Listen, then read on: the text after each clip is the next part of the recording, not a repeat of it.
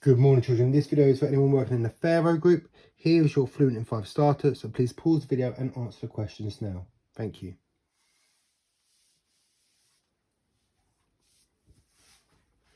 And here are your answers.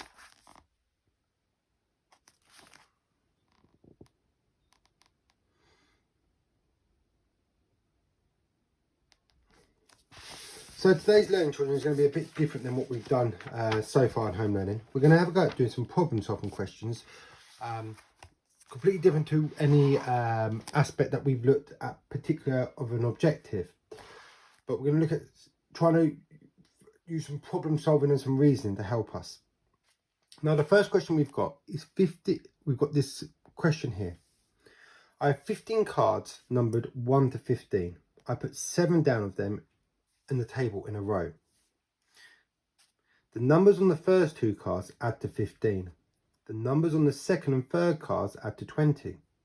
The numbers on the third and fourth cards add to 23. The numbers on the fourth and fifth cards add to 16. The numbers on the fifth and sixth cards add to 18. And the numbers on the sixth and seventh cards add to 21. What are my cards? Now, the first thing I would do is I'm just going to write down above here. And you can draw out your cards and write this above.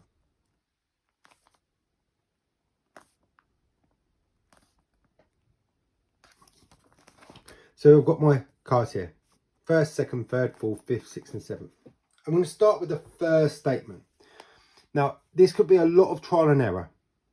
There is a way that maybe you could help yourself, which takes a lot of working out, but it will mean you'll be able to get the answer.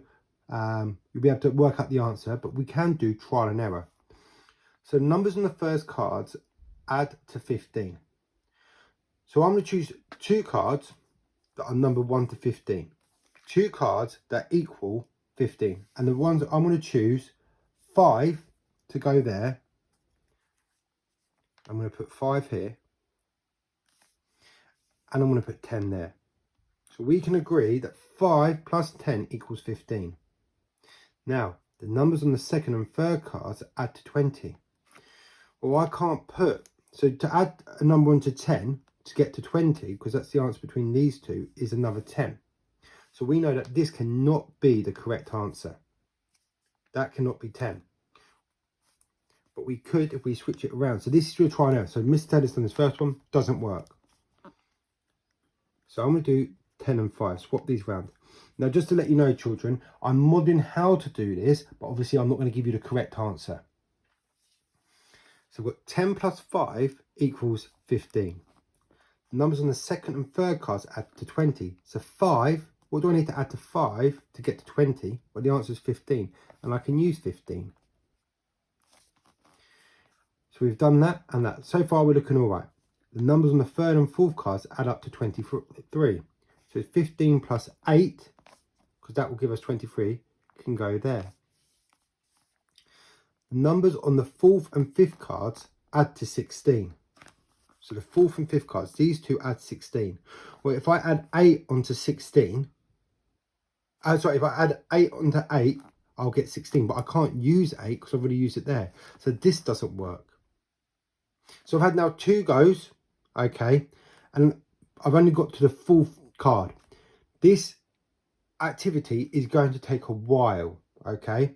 Now you could work out every possibility of what the numbers could add up to by writing it down like this, for example. So if we take the first one where it says cards add up to 14, write down every possibility of numbers that can equal 15. So you've got 1 plus 14, 2 plus 13, 3 plus 12, 4 plus 11, 5 plus 10, 6 plus 9, 8 plus 7, and then we'll go here, 7 plus 8, because remember we can do the inverse. Where we found out this problem here, we did 5 and 10 first. You can switch them around. So we've got to switch these ones around as well. So then we've got 9 plus, sorry children, yeah, 9 plus 6 then 10 plus 5, 11 plus 4, 12 plus 3, 13 plus 2, and 14 plus 1. Now, notice I haven't used 15 here because we don't have a 0-digit card. You cannot just put 15. Now, that's all the possibilities for the 15, to add up to 15. Then you would do the same principle for 20. So you could do, if we were to do 20, and now I'm just using this as an example. So we could do 15 plus 5, 14 plus 6, 13 plus 7, 12 plus 8, 11 plus 9. And then obviously you could switch it around and do 9 plus 11, 8 plus 12, 7 plus 13. But what you'll start to do is you can eliminate possibilities. Because we know that we've retried 5 and 10. So we know that this here wouldn't work. So I'm just going to put a cross next to it. So we've used that possibility, doesn't work. We tried to do 10 plus 5.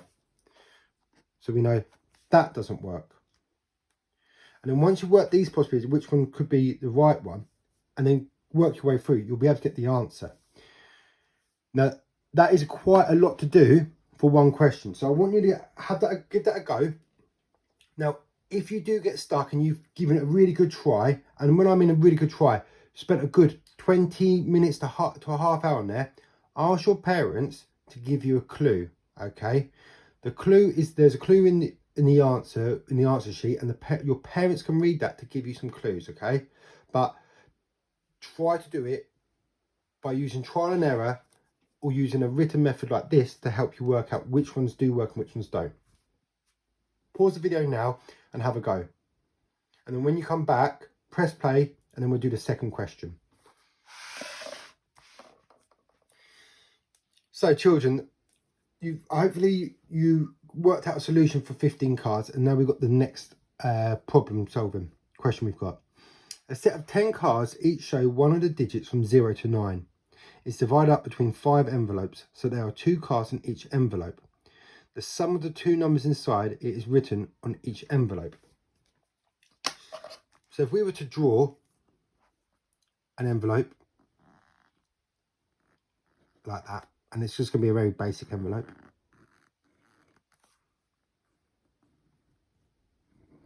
And I would suggest drawing this, and you're going to have to do this multiple times. And we've got the value here is 7, 8, 13, 14, and 3. Now we can use digits 0 to 9. Now we can only use each digit once. Okay, and we need to make these numbers up. Now, 0 to 9. If we were to take the 2 biggest, if we were to take 14, okay children, now if we were to take 14, what 2 numbers could we use to add up? Now the largest number we've got is a 9. And then what do we need to add to 9 to make 14? We would get 5. Okay, so we've got 9 and 5 equals 14. So we've used, and what I would also suggest doing is write these numbers out, and every time you've used one of these numbers, cross them out so you know which numbers you need to use, what numbers you've got left.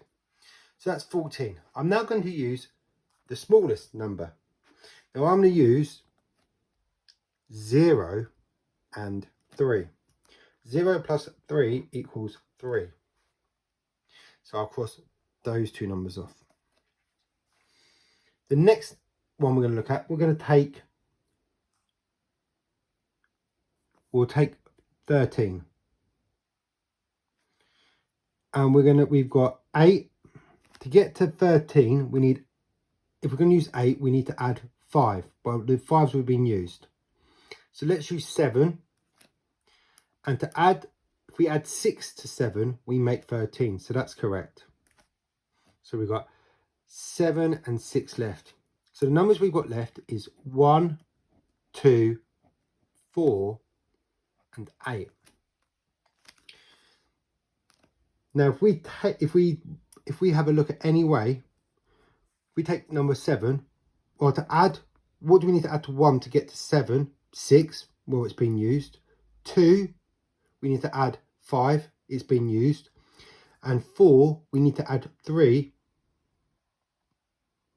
We need to add 3 to 4 to make 7. Now, obviously, those numbers are used up, so we can't use 7. So straight away, this here is incorrect. This is not going to get us the right answer. There are multiple answers to this question. Again, it's trial and error. You would have to draw out, once you've had a go, draw out another lot and see if you can find,